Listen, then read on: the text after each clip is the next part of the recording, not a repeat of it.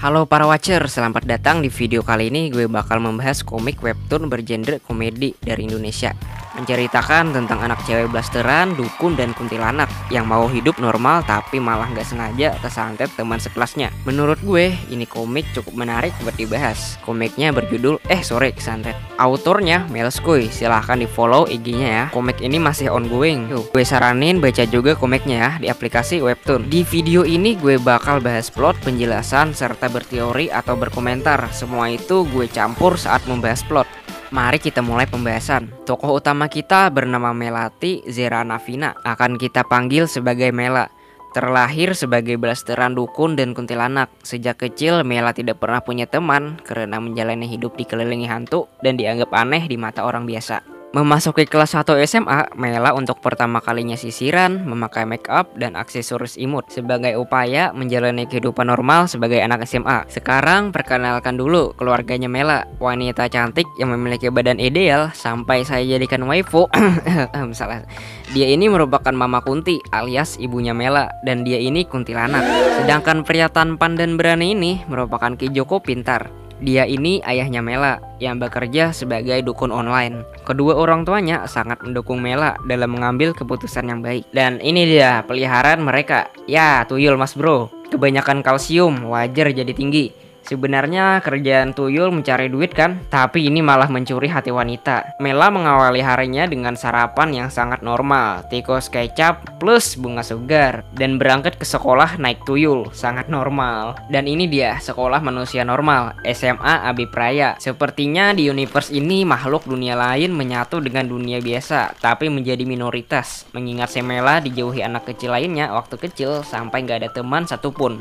Dan mungkin sekali, selain SMA Abipraya, sekolah manusia normal, ada juga sekolah khusus makhluk dari dunia lain. Sebelum memasuki pagar sekolah, Mela merasa tegang dan sedikit insecure. Tapi di sini Mela tidak tenggelam dalam mindset negatif. Mela meyakinkan dirinya bahwa dia bisa. Saat memasuki ruang kelas, kelasnya udah lumayan rame. Mela merasa ketinggalan buat kenalan sama murid-murid lain. Nyaris tenggelam dalam kebingungan, untungnya ada dua murid yang menyapa mau kenalan sama Mela. Dua orang ini adalah Laila dan Kailiana. Buat Kailiana bakal kita sebut sebagai Kailin. Untuk pertama kalinya Mela memperkenalkan diri nih. Mela sangat gugup dan berharap mereka nggak kabur. Di luar dugaan Mela, dia malah diajak selfie bareng teman-teman cewek lainnya. Setelah melihat hasil fotonya, teman-teman Mela notice pita yang ada di tangan Mela. Mela menjelaskan bahwa itu tali pocong, dan di dalam hati mengatakan tali pocong itu diambil dari kuburan yang fresh. Mereka tentunya bingung, ngomong apa sih ini anak? Ya bayangin aja, lu baru kenalan sama orang terus lu bilang tali pita yang di tangan lu itu tali pocong. Kurang aneh apa coba? Menyesal karena keceplosan, Mela merasa untuk mencapai kehidupan SMA yang normal bakal panjang. Dan udah insecure gak bakal ada yang mau duduk di sampingnya. Di saat itu pula, Kailin yang tadi sempat kenalan sama Mela mau duduk di sebelah Mela. Kailin ini orangnya pemalu dan dilihat-lihat yang paling friendly itu Mela. Karena menurut Kailin, padahal baru kenalan, tapi si Mela udah berani bercanda ngasih tahu pita yang ada di tangannya itu tali pocong. Padahal tadi si Mela keceplosan aja ya. Kailin menganggap itu bercanda, jadi dia mau duduk di sebelah Mela. Melihat keramahan Kailin, dalam diri Mela mulai tumbuh obsesi yang enggak sehat. Dimulai dengan diam-diam memasukkan rambut Kailin ke dalam buku koleksi Mela. Kailin bingung, kok tiba-tiba merinding. Sudah beberapa hari Mela mengumpulkan informasi tentang Kailin supaya bisa dekat dari kebiasaan sampai cara berpakaian. Dari hari ke hari penampilan mereka bisa dibilang cukup mirip. Kailin pun utes, penampilan Mela hari ini beda dari biasanya, terkesan lebih rapi dan cantik. Walau Mela cantik, waifu gue tetap Mami Kunti ya. Mela pun mengatakan penampilannya itu terinspirasi dari Kailin. Di saat perbincangan Mela dan Kailin, ada murid yang senonoh masuk mengendarai motor ke dalam kelas. Namanya Pangeran Putra Diranda. Oke, sekarang kita time skip ke waktu sepulang sekolah. Orang yang kena piket di kelas pada nggak ada. Terpaksa Kailin sendiri membersihkan kelas, sementara Pangeran bikin ulah di halaman sekolah. Seharusnya Kailin gak di kelas melakukan bersih-bersih. Ya, karena Kailin anggota Komdis, yang dimana tugas utamanya adalah mendisiplinkan murid-murid. Melihat Kailin yang sedang menyapu sambil kebingungan, Mela menawarkan bantuan. Dengan senang hati, Kailin menerima bantuan tersebut dan langsung pergi buat mendisiplinkan Pangeran. Mela kegirangan, sempat disebut Kailin teman. Dengan itu berarti mereka official udah berteman ya. Di saat Mela kegirangan, di belakang Mela udah ada Tuyul buat ngejemput Mela pulang. Padahal Mela udah nyuruh Tuyul buat nunggu di pohon mangga, tapi Tuyul malah nyusul ke kelas. Untungnya kelasnya lagi kosong. Kalau Tuyul kelihatan bersama Mela, kehidupan normal SMA Mela bakal hancur.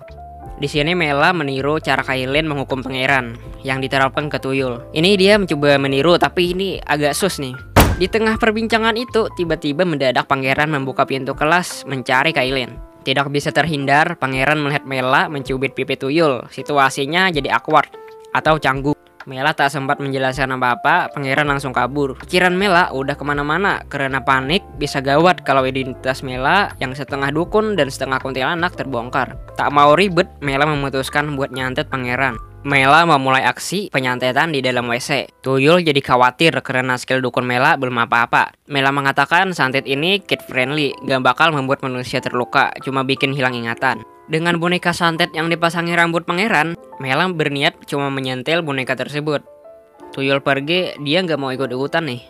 Di saat mau menyentil, Mela merasa grogi dan tangannya gemetaran. Alhasil boneka santetnya jatuh ke lubang toilet. Di saat itu pangeran seketika merasa mual, mencium bau tai dan merasa badannya kebasahan. Pangeran langsung lari ke WC, bertemu lagi dengan Mela. Maksud hati ke WC buat secepatnya sembunyi, malah ketemu sama pangeran. Ternyata Mela masuk ke WC laki-laki. Ya, itu karena Mela masih bingung membedakan WC, apalagi tadi panik.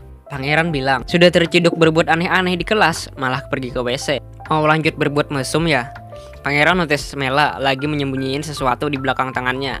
Pangeran menebak itu sosis geter. Ya, kalian gak usah tahu ya. Yang tahu-tahu aja. Mela keceplosan bilang kalau itu lebih parah daripada sosis geter. Karena pangeran tahu kalau Mela itu temannya Kailin, pangeran mau mengingatkan Mela kalau yang beginian itu nggak baik. Pangeran nyoba ambil barang yang disembunyiin Mela. Mereka saling tarik-menarik sampai kepala boneka santet tadi copot. Seketika kepala pangeran ikut copot. Keduanya panik. Mela langsung naruh kepala pangeran ke dalam tas. Mela langsung bergegas ke tempat terpencil di sekolah, yaitu basement. Supaya masalahnya gak semakin membesar, Mela menjelaskan semua kesalahpahaman tadi ke pangeran. Tapi pangeran gak mau percaya dan menganggap semua ini hanyalah mimpi belaka. Mela langsung menampar pangeran dengan maksud memberitahu kalau ini tuh bukan mimpi. Pangeran jadi panik lagi. Mela di sini mencoba menenangkan dan bersedia bertanggung jawab penuh dan menerima akibatnya. Pangeran mempertanyakan tubuhnya yang tadi kepisah dari kepala dan kenapa dia masih sehat. Yang Mela bilang tadi, dia pakai santet kid friendly, jadi nggak bakal nyakitin manusia. Santet kid friendly ini khusus dukun muda dan orang yang disantet bakal ngikutin bentuk bonekanya. Karena bonekanya pisah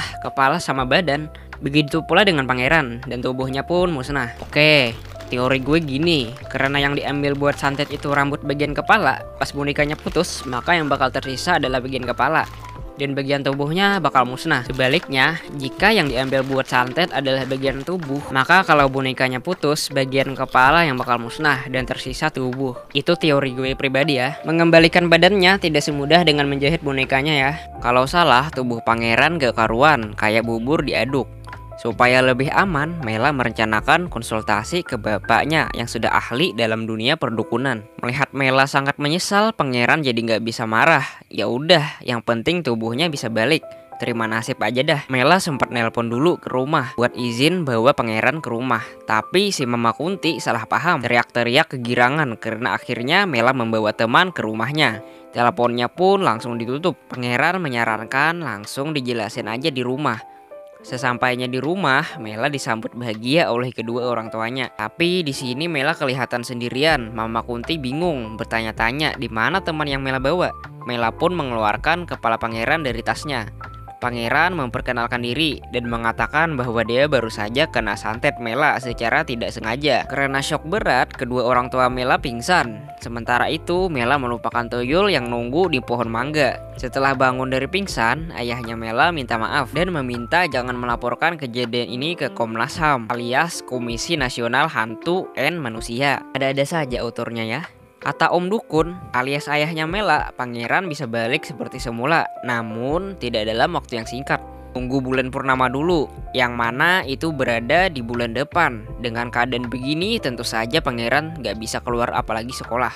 Untuk sementara waktu, pangeran akan digantikan sama Tuyul. Memang di mata kita Tuyul gak mirip sama sekali dengan pangeran. Tapi di mata orang biasa dan di pantulan cermin, Tuyul sama persis dengan pangeran. Dan gak lupa juga Mela akan kena hukuman nih. Dan hukuman buat Mela, dia bakal dikeluarin dari sekolah manusia dan diajar lagi oleh bapaknya, seperti waktu kecil dulu. Tapi pangeran mencoba meringankan hukuman Mela karena Mela sudah cukup menyesal dan lagi pula kejadian ini tidak disengaja. Kata pangeran, Mela pun juga pengen bersekolah seperti anak SMA biasa. Pangeran merasa sangat relate dengan Mela karena saking sultannya, sejak lahir pangeran homeschooling di pulau pribadi. Tapi setelah meraju, dia diperbolehkan bersekolah di sekolah umum oleh Momski alias mamanya pangeran.